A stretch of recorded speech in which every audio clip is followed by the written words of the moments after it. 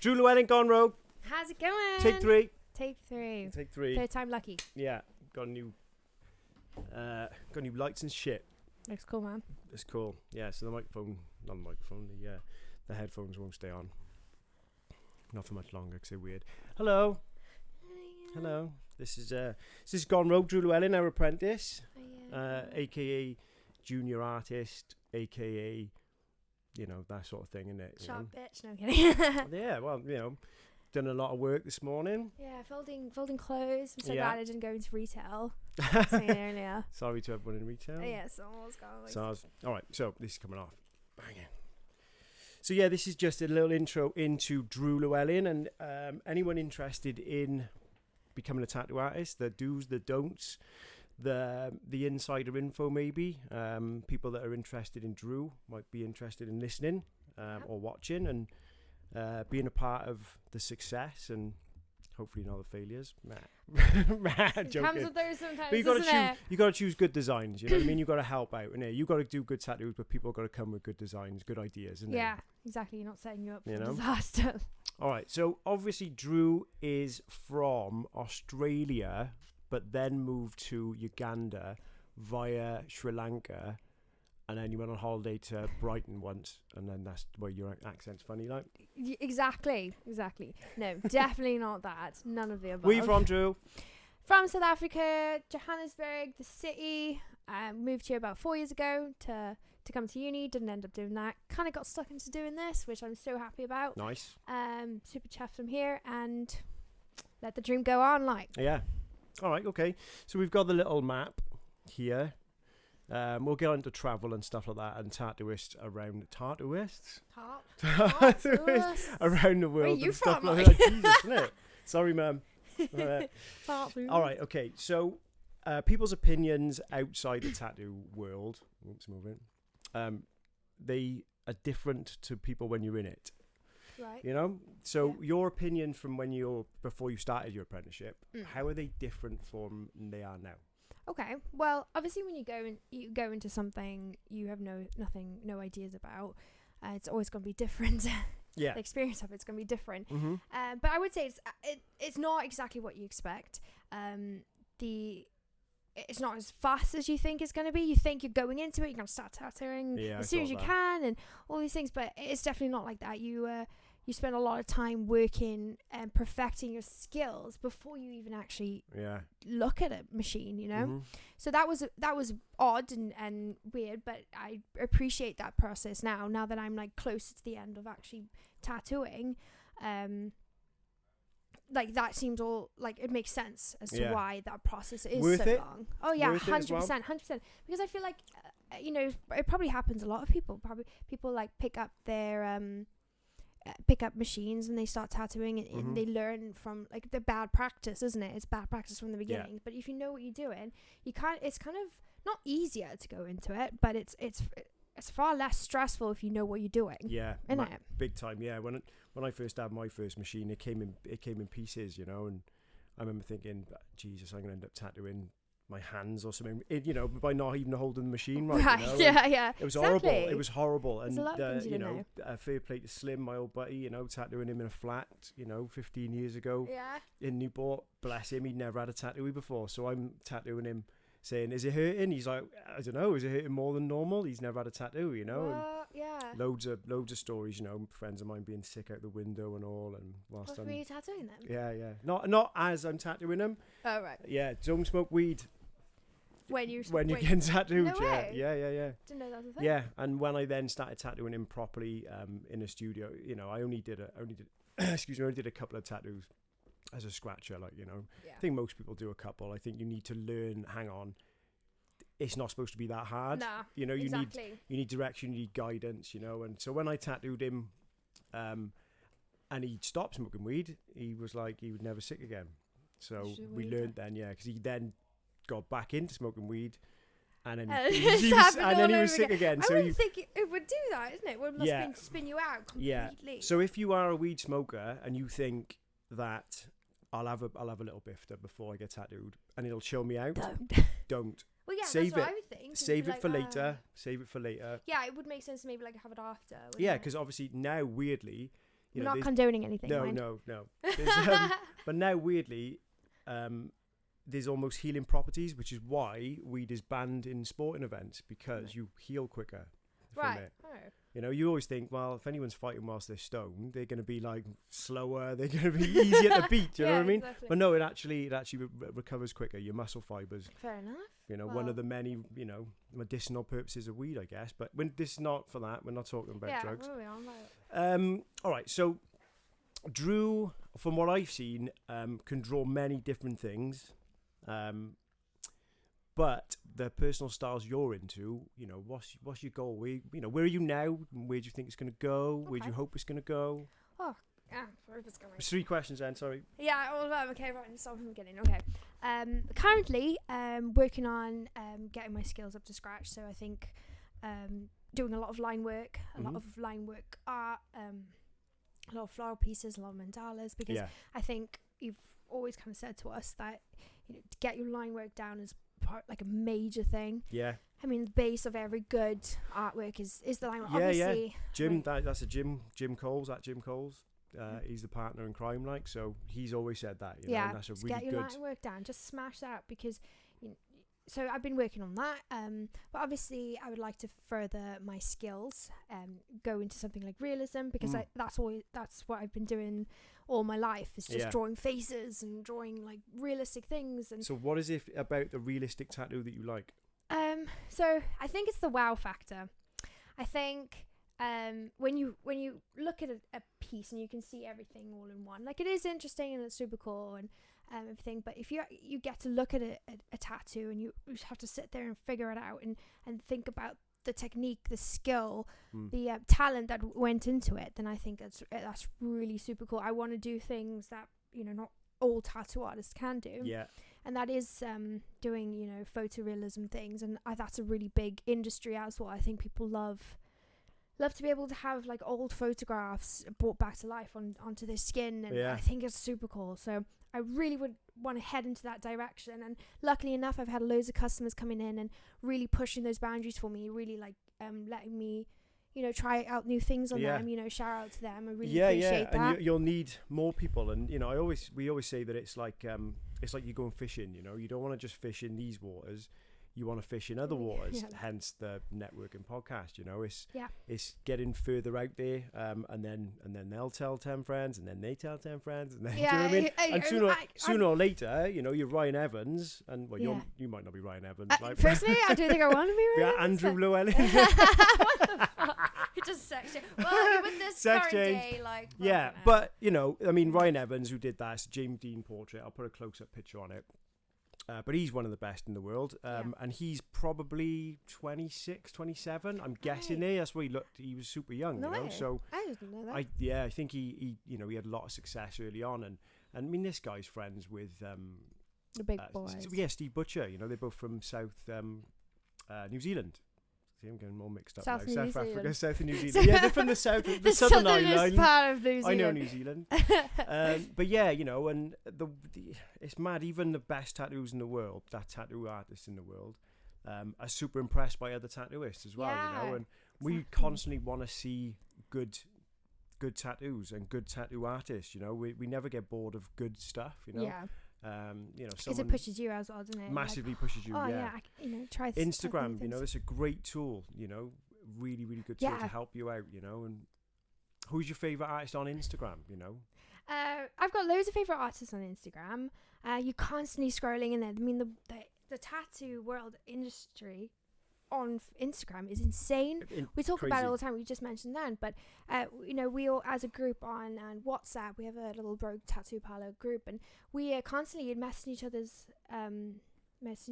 each other's group, saying like, oh, look at this artist, watch this artist live, go look what they're doing and stuff like that. So I've got, obviously you have your own personal people that you look at, you love to look at their profiles and stuff, and one artist in particular is Ryan Ashley. I'm a big fan of Ryan Ashley. She's super cool. She gives off this really like welcoming vibe, and but she looks the part. She does look the part. Do you know what I mean? I love that. It does help. it work, shouldn't obviously. help. It shouldn't help. Well, no. But it does.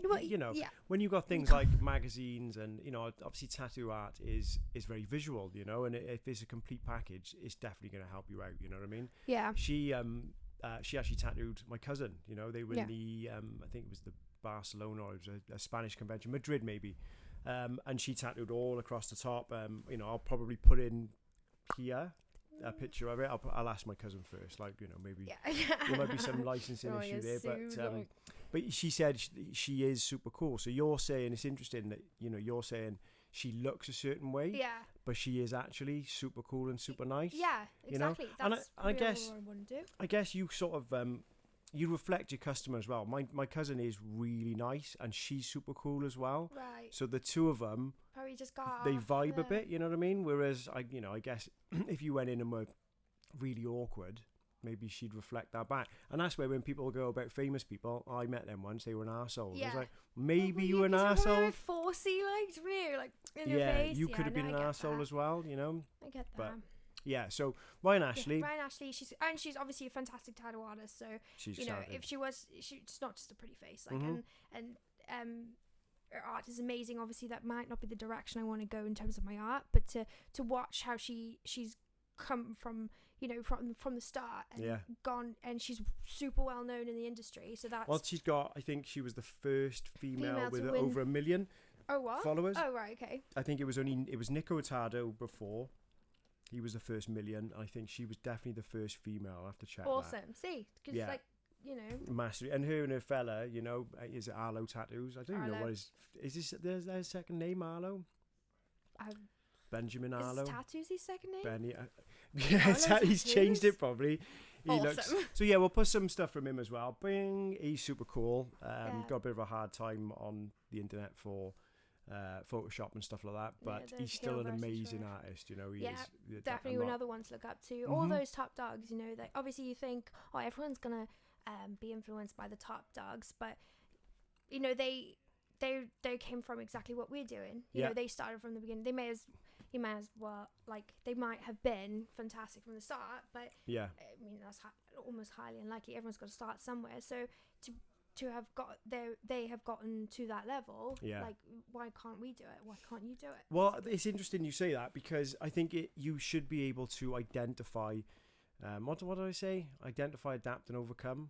You've got to look and see what makes that tattoo such a great tattoo, and then break it down, and then see how you approach something, and then you can apply it to yourself. You can't just keep practicing and keep practicing and keep practicing, because if you don't know what you're doing, or you know what you're doing wrong, you're never going to practice to make permanent. Then you lose. You learn bad habits, bad. Yeah, but you're never going to get better. And I think it's. To be a good tattoo artist, it's a curse in a way. I mean, to be good at anything is, you're constantly worrying about it. Constantly, I know I am all the time. How's my machines running and my skin? How's people healing? How are they looking after it? It's not just a 9 to 5. So if anyone looking to get into the tattoo world and thinking that it's going to be, stood out the front smoking fags. Oh man, it ends. It's not at all, and it will consume you, and you'll have people in your life that'll, say either you're working too hard or you're doing this, you're doing that. But we see people in the industry that are working 10 times harder and go, why? Oh, and then you complain why aren't I there? Why aren't I? And then, but you're not putting the time in. No, but it is worth it in the end, isn't it? Big time. All right, so have you got any advice? So maybe not general life advice, you know what I mean? Didn't mean take that personally. Stay in school. That's right. Keep drawing when you're a kid, is mine. But do things you enjoy, but also challenge yourself. I've just gone on to life advice. You just gave us life lessons. Thanks. Talking shit thanks, again. Rob. All right. So, but no, any advice, a snippet for anyone looking to get into tattooing? Do you know what I mean? I was told. By Andrew McQuaid, I'll put his link here. I was told that get the best stuff that you can possibly buy, even if you're skint. Instead of buying a whole kit for 200 quid or whatever it is, buy one machine for 200 quid. Don't buy loads of shit. Buy one good thing. And so he told me that, and it really helped early on. But if there's one bit of advice that you could get or give, what would it be? It's a hard question. Yeah, I know.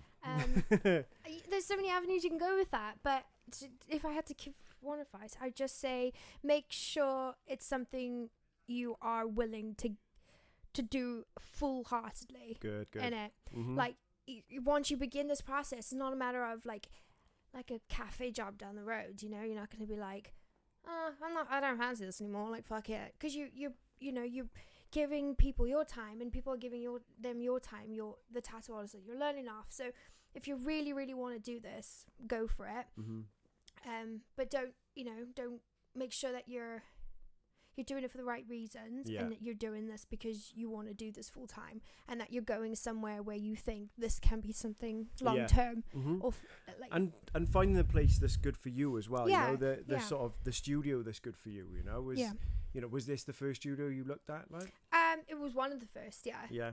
I tried when I first came to Wales, but fair play, I was not ready. Mm-hmm. I was super not ready to go into any apprenticeship or anything. I really needed to get my feet in the ground. I mean, I knew no one. I didn't even have a car and stuff. I was like, what was I thinking, you know?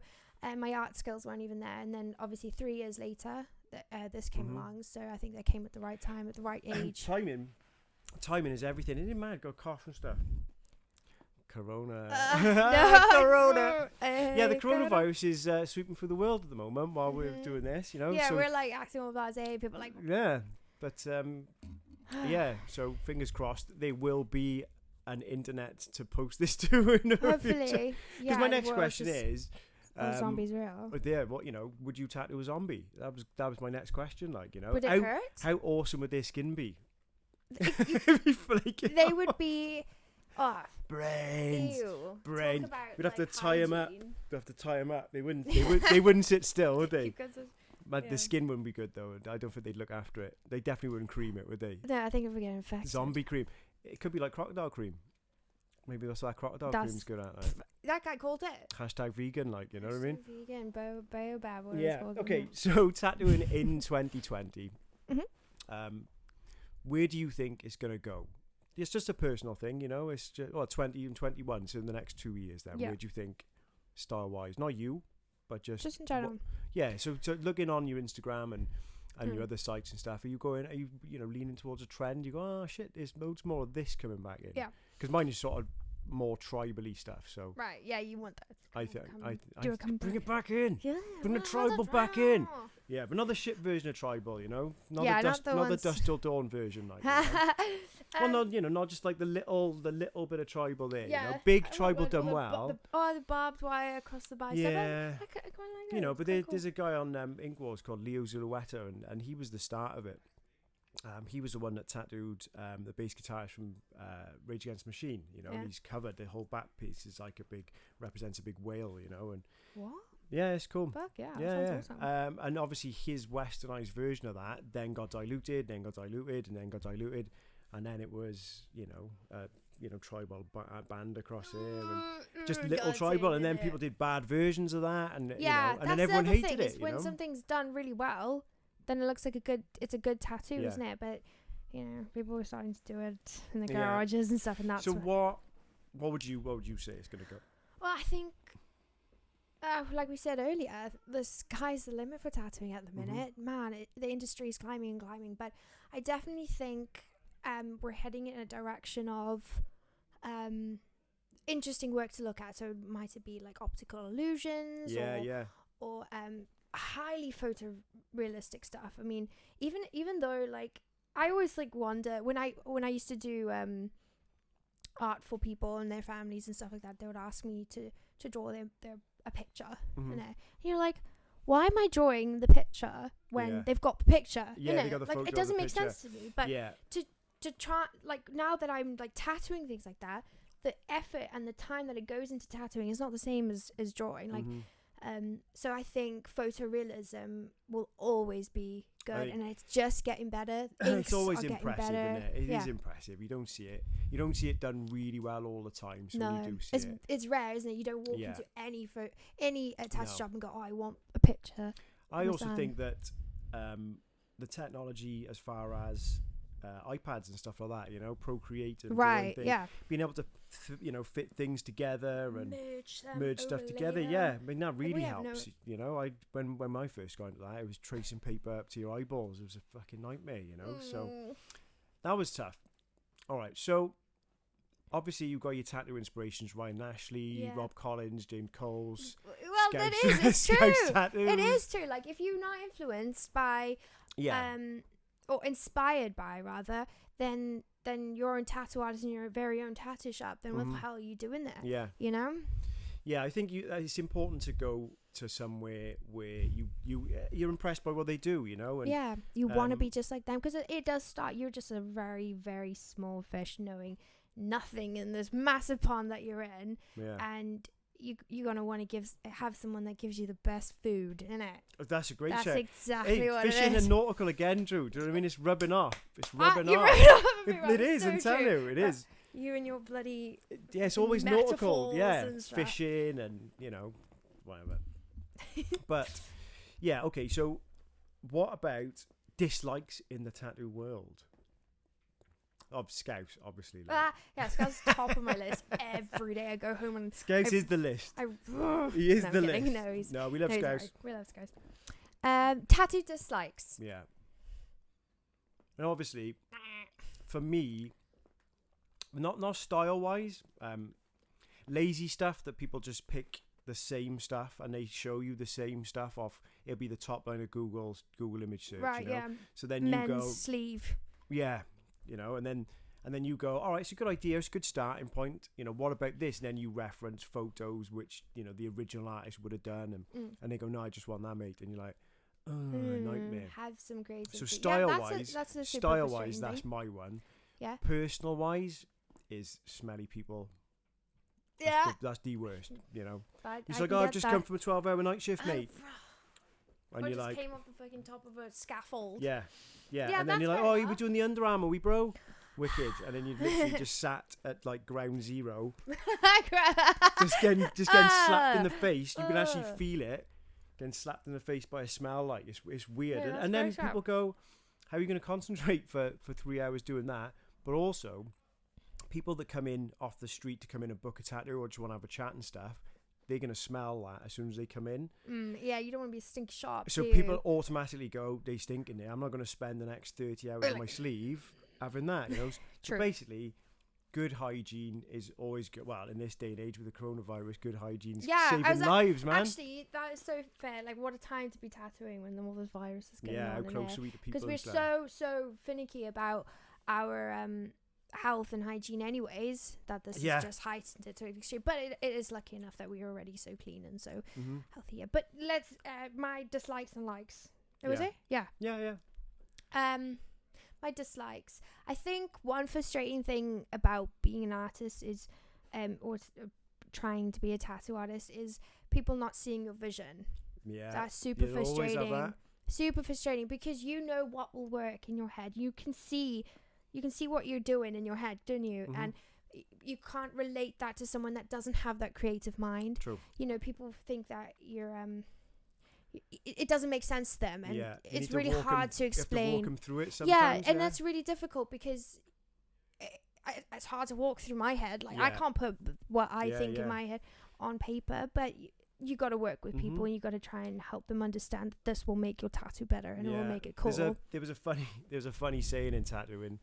I think Johnny Thompson had a sign of this. He used to say, artists pay double, because sometimes, when you're trying to explain like an artistic viewpoint, when you've got another artist there, they clash with you and they want their version of it, which is fine. You can have your version, but we need to spell that out at the start. But artists pay double means you just constantly clash with them constantly, and it's like a battle. That makes sense. No, this will do this. No, I think that would be better.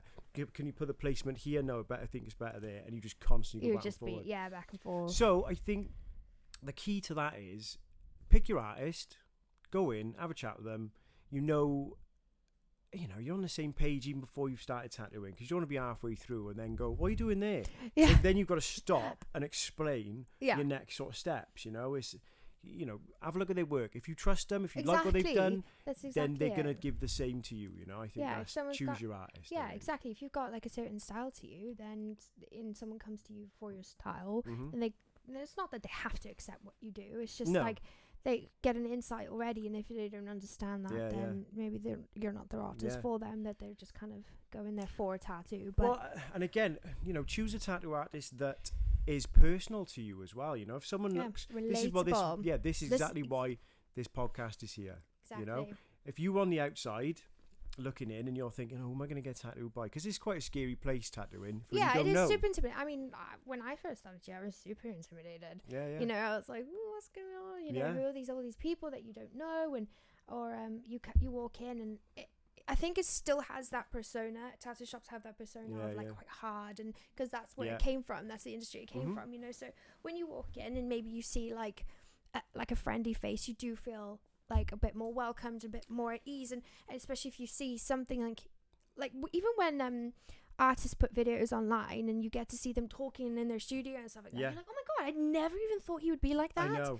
You know what I mean? Cool, so like that's super cool. So you can see that we are relatable. We are just people, and we're super cool if we want to be. I think we're approachable. I've been to tattoo shops, all over the world, and some of them do give off a vibe, so I do understand why.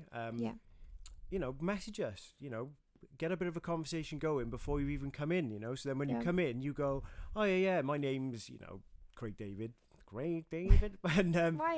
and we've already been chatted. Yeah, nice of me. You're the one that sent, bang, you in.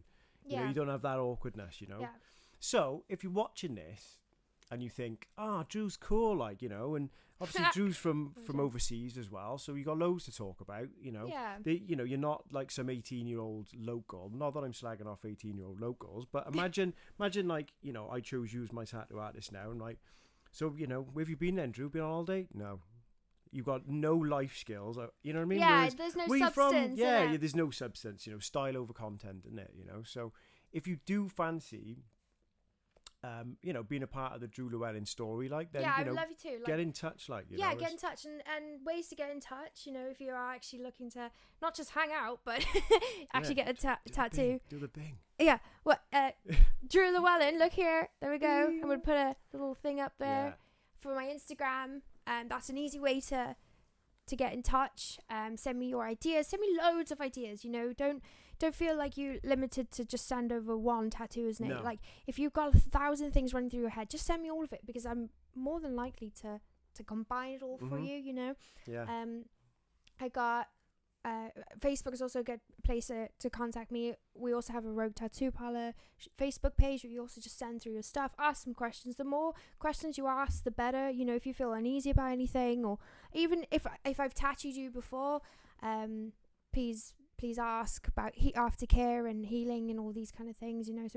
So that's easy. Social media is very easy to get to link. Yeah, if you don't know, ask. Exactly. Well, I'm not going to shout at you for anything. I want my tattoo to heal as well as you want it to heal, isn't it? So we're here to help you out. But you gotta listen. There's people that don't listen, and you know who you are. Yeah.